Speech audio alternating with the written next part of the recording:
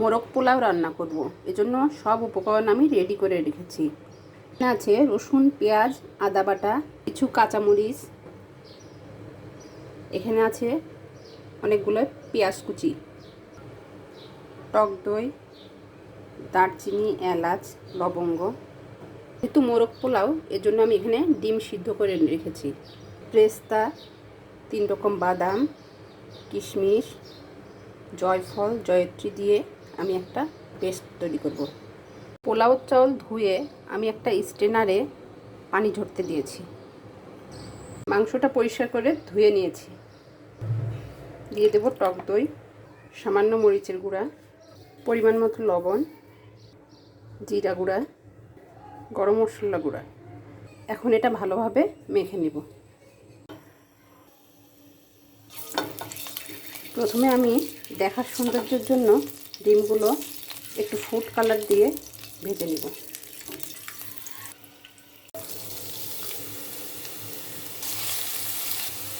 সামান্য ঘি দিয়ে দেব। রসুন, পেঁয়াজ, আদা বাটা কিছুক্ষণ ভাজা হলে বাদামের পেস্ট দিয়ে দেব। মশলাগুলো ভালোভাবে ভেজে নেব। উল্টে পাল্টে ভালোভাবে মিশিয়ে নেব। ঢেকে কিছুক্ষণ রান্না করব। এ পর্যায়ে সামান্য একটু দুধ দিয়ে দেব। সিদ্ধ না হওয়া পর্যন্ত ঢেকে রান্না করব।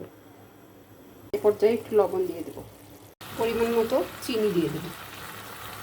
কিছু ব্রেস্তা, কাঁচামরিচ, সামান্য ঘি। চিকেনটা হয়ে গেল।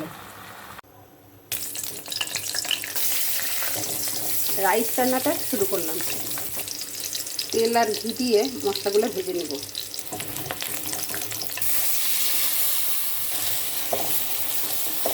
পরিমাণ মতো লবণ,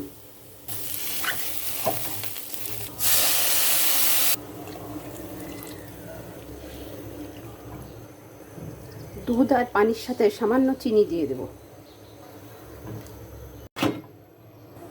ঢেকে রান্না করব। 2টো কাঁচামরিচ। চিকেন আর রাইসের একটা লেয়ার করব। এজন্য আমি কিছুটা রাইস উঠিয়ে নিচ্ছি। চিকেনগুলো একে একে দিয়ে দিব। যে গ্রেভিটা ছিল সেটাও দিয়ে দেব। দিয়ে দেব কয়েকটা আলু বোখারা, কিশমিশ, কাঁচামরিচ। যে ডিমগুলো ভেজে রেখেছিলাম সেগুলো দিয়ে দেব। পরিমাণ মতো ব্রেস্তা, কিছুটা ঘি। এখন বাকি রাইসটা দিয়ে দেব। আবার ব্রেস্তা, কিশমিশ, সামান্য ঘি, সামান্য কেওড়া জল। এবার ঢেকে দমে রাখবো।